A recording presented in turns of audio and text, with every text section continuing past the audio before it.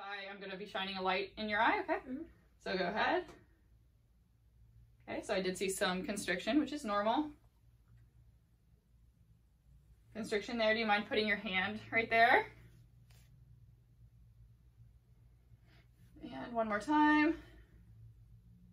So normal reaction to light, both indirect and direct light.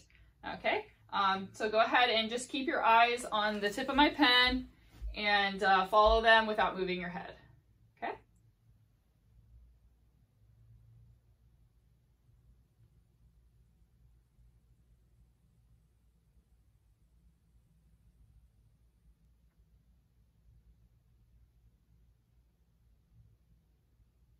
Okay, one more time. Okay, so both eyes appear to accommodate well, and they both kind of converge. They converge at the same time. When I was doing the positions test, I did not see any nystagmus or any jerkiness of movement, and both eyes also moved at the same time, so no strabismus. Okay, so we've got our eyes. So next I'm going to go ahead and I'm going to inspect the chest wall. So it appears to be flat. I don't see any barreling. Do you mind, I'm gonna come behind you. I'm gonna just kind of touch the chest wall. Go ahead and breathe in. Okay, so on both sides, the chest appears to expand equally, bilaterally. Okay, so I'm gonna go ahead and I'm going to listen to your lung sounds. So each time I move the stethoscope, I just want to take a full breath, so in and out, just normally. Okay, so let's go ahead. We'll start right up here. And over here.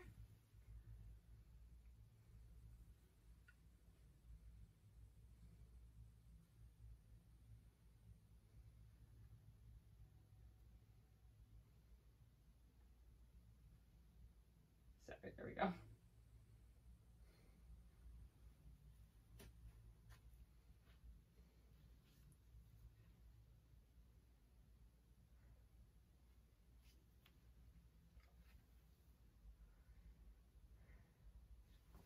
And we're ending on that mid-axillary position. Breath sounds on the anterior chest wall, they are clear, and they are clear bilaterally. Okay, so I'm going to go ahead and listen to those posterior breath sounds. Thank you. Okay, so same thing when I move that stethoscope, taking breaths. Okay.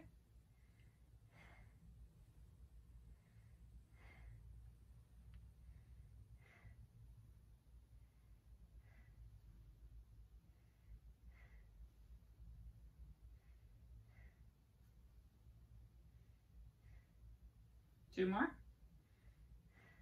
And last one. And again, those breath sounds are clear bilaterally. Okay, so if you want to go ahead and turn around for me. Do you mind if I listen to some heart sounds for you? Yes, okay. there you can. Okay, so you can go ahead and relax. Okay, so let's see. We need to start over on that right side. We're going to start with the aortic, so that second intercostal space on the right side is going to be that aortic.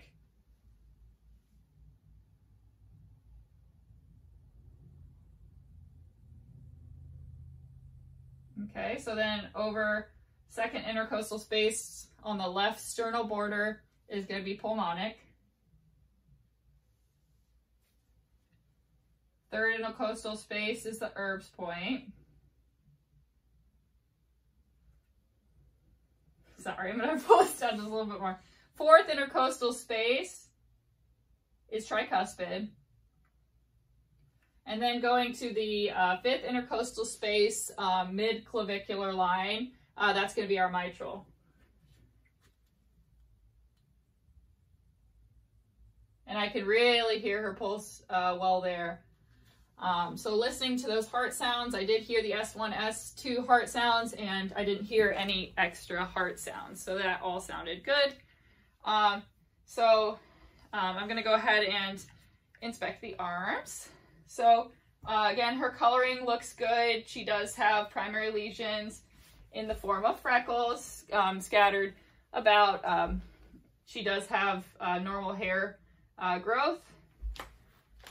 So primary lesions in the form of freckles. She does have a small keloid scar. I believe that's a secondary lesion on that side. Are you having any pain in your joints? Any numbness and tingling? No. Okay. Sorry, I'm out of the picture now. Okay, do you mind if I palpate your arms? Okay, so her temperature is good. It's warm. It feels nice and warm. Any tenderness, any pain with that? No.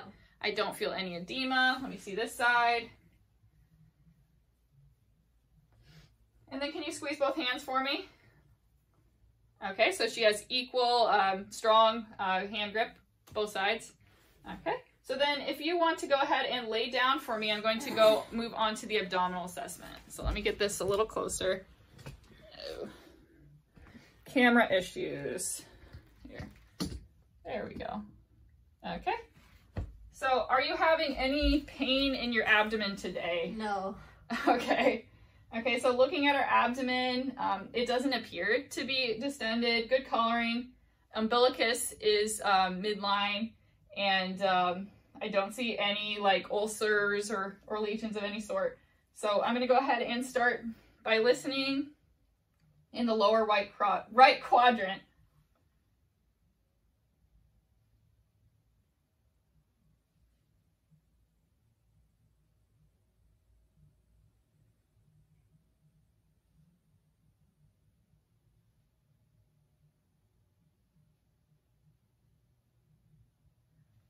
Okay, so I hear active bowel sounds. It's probably going to be around 15 to 20 bowel sounds in a minute. Do you mind if I palpate? No. Again, no pain. If she was experiencing pain, I would make sure to end in that quadrant. So we're going to start right here. Any pain or tenderness there?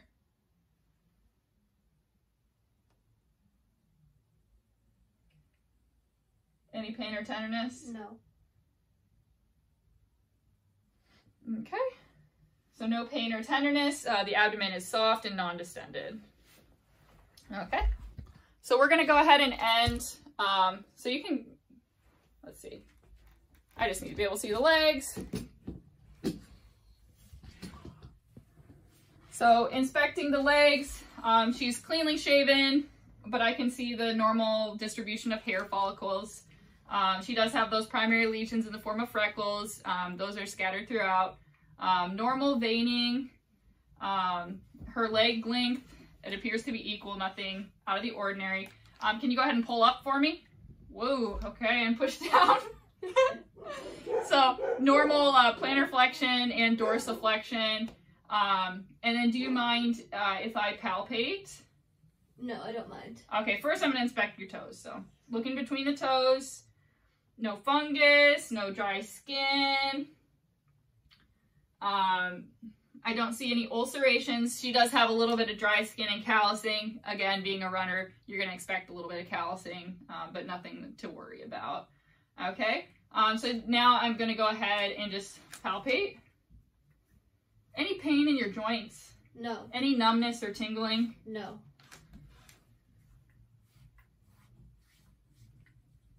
And any pain or tenderness with that? No. Okay, and I don't see any abnormal veining. So next I'm going to take her pulses. So the dorsalis pedis pulse we're going to start with. It feels nice and strong, so I'd say a +3. So next I'm going to go to the anterior tibial pulse. So I'm on that, underneath that medial malleolus. And again, that appears to be nice and strong, +3, very elastic. We'll do the other side. Dorsalis pedis, so following kind of that big toe. Again, that pulse is nice and strong, so that's going to be indicative of good blood flow, good circulation. And then we'll do that same anterior tibial pulse. And again, strong, elastic. I would say your hair seems to be evenly distributed, and I'm going to take a look at your scalp. And your scalp is a good color, nicely moisturized, not dry. There are no masses, no nodules, and I didn't know any lesions from looking at your scalp. Okay, next I'm going to test your facial and trigeminal muscles. Nerves, sorry. Can you smile for me? Frown and puff out your cheeks. Good. All right, close your eyes as tightly as you can. All right, good strength. And now can you clench your teeth together for me? Good. I'm checking your masseter muscle and your temporal, and that is good. And now can you tell me if you feel pain and touch? Pain is the pointy end and light touch is the other end, okay? Pain, light touch, pain, light touch. Good.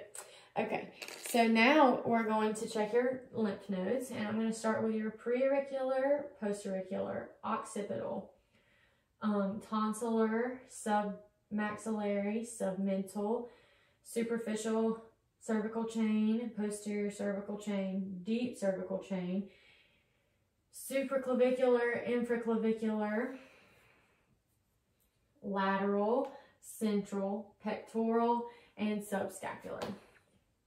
Okay, now I'm going to check your eyes, and first I'm going to ask that you follow this pin with just your eyes.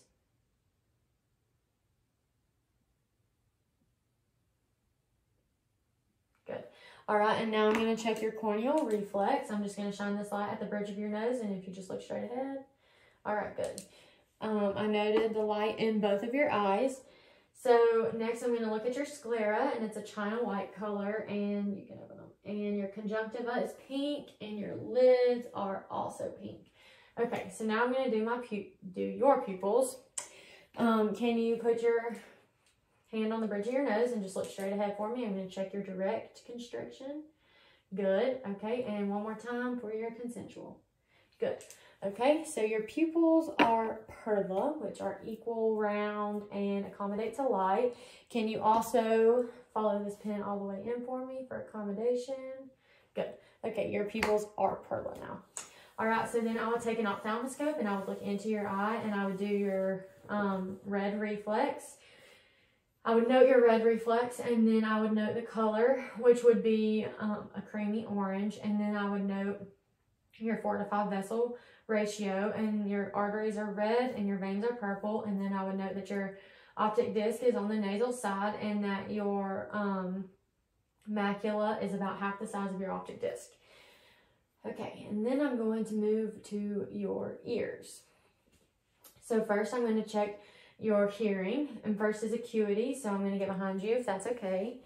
And I'm going to ask that you push your trachea in and out consistently and repeat the numbers out your tragus, and repeat the numbers that you hear when I whisper. So go ahead. 1, 2, 3. Good. And the other ear. 1, 2, 3. Okay, good. Okay, so next I would check your lateralization, which is where I would strike the tuning fork and place it on top of your head and ask if you can hear the vibrations in both ears bilaterally and equally. And then I would check your AC to BC conduction, which is where I would strike the tuning fork and place it on your mastoid process. And I would ask you to raise your hand when you no longer could hear that, and then I would hold it in front of your ear. And when I held it in front of your ear, I would ask you to raise your hand when you no longer could hear that, and that would be air conduction. And your air conduction should be 2 times your bone conduction. Next, I'm going to check your external ear. So I'm just going to feel, I know that you have some piercings, no masses, no nodules.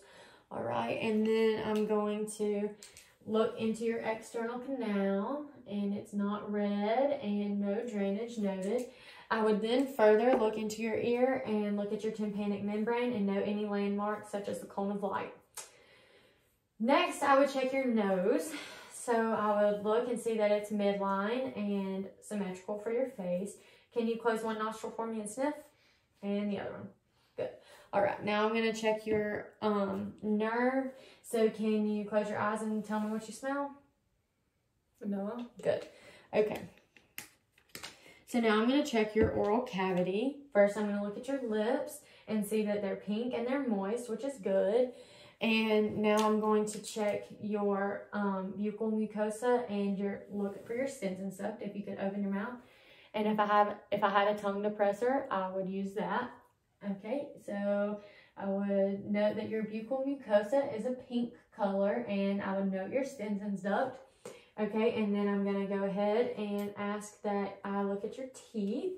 And you have 28 teeth because you said you got your wisdom teeth taken out. They are white and you have no malocclusion. And now I'm going to ask that you open your mouth and say ah, ah. Good. Up and down uvula movement, midline. Looking at your heart and your soft palate. Both are pink, which is good. Now I'm going to check your tongue. Can you stick your tongue out for me? And move it side to side and up and down. Good. All right. Go ahead and place it back in your mouth and push against my fingers with your tongue. Good. Good strength. Okay. Now we're going to check your neck. So first, your neck is wider at the base than it is at the top, which is normal. I'm going to check your trachea, see that it's midline, freely movable.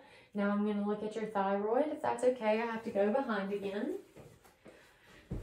Okay, and I'm going to just place it to the left. Ask that you look down and to the left and swallow for me.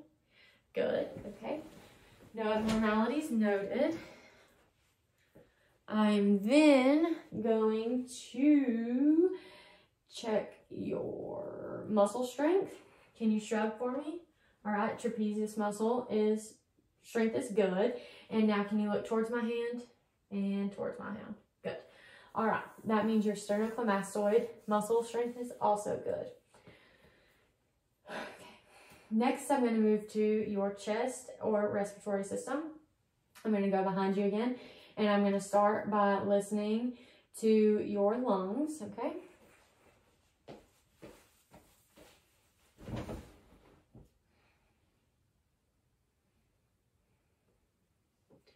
I'm going to go in a zigzag pattern.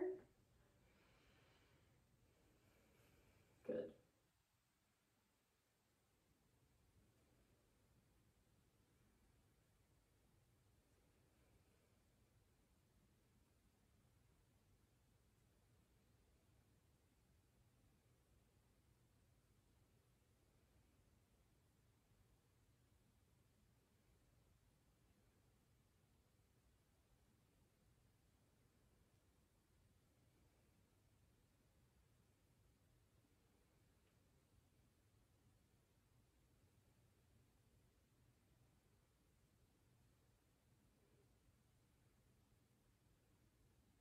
And last one. Okay, good. All right, no adventitious sounds were noted, and you had good sounds. I'm going to go back and go ahead and tell you that your chest size, where we would measure your transverse and compare it to your AP, and that would be about, your AP would be about half of your transverse, and you appear to be a stomach breather. Okay. So I'm going to take a seat right next to you here. So let's go ahead and sit up tall, and then I'm going to apply, or before we even do that, so I'm going to have you do this thing called internal rotation, which is just moving this leg out as far as you can and back. Very good. That's a grade 3. She was able to do the full movement against gravity. So now I'm going to apply some resistance. So I'm going to stabilize here. Go ahead and do that movement again. And then I am going to press into here, and then you're going to try to resist me. I'm going to apply mid-mod max resistance, okay? All right. And good. Relax. That was a grade 5. She was able to resist mid-mod max resistance. If she broke at about moderate resistance, that would be a grade 4. And next I'm going to have her lay down, and we're going to test for a gravity minimized position. And as soon as I'm done testing her right side, I would test her left side as well bilaterally. Okay, so for testing a gravity minimized position for the hip internal rotation MMT, I've already placed my patient in a supine position. She's already put her into an externally rotated position with the hip. Is this comfortable? No pain? Okay. So next I'm going to have you internally rotate, or basically just bring your leg or your knee that way. Very good. That was internal rotation, grade 2. She was able to do the full range of motion in a gravity minimized position. If I had her do the same thing and she couldn't really move her leg, but I felt some muscle fibers twitching, that would be a grade 1. If I asked her to do it and I felt no muscle fibers or any kind of activation, that would be a grade 0. And I would also test bilaterally. Today I'm going to be measuring for lumbar range of motion extension. So I already have my patient standing. Her knees are straight, they're not bent. I'm going to be looking for any other compensatory movements like lateral flexion or rotating. So I'm going to start off by, can you go ahead and extend back as far as you can? Okay, and back to normal. Very good. Was there any pain with that? No. Okay, excellent. So now I'm going to go ahead and measure. So my superior process is going to be at T12, and then my inferior process, or my inferior marker, is going to be at S2. So I'm going to go ahead and find T12. Okay. And then we're going to zero out our markers. Okay. Then PSIS is in level with our S2, which is right here. I'm going to zero out this. Okay. All right, go ahead and do that same movement again for me, please. Keep your skin hydrated. Okay. All right, and go ahead and relax. All right, and then taking the difference between those measurements, I got 20 degrees. This is within the range of motion for a normal lumbar extension. And that is it.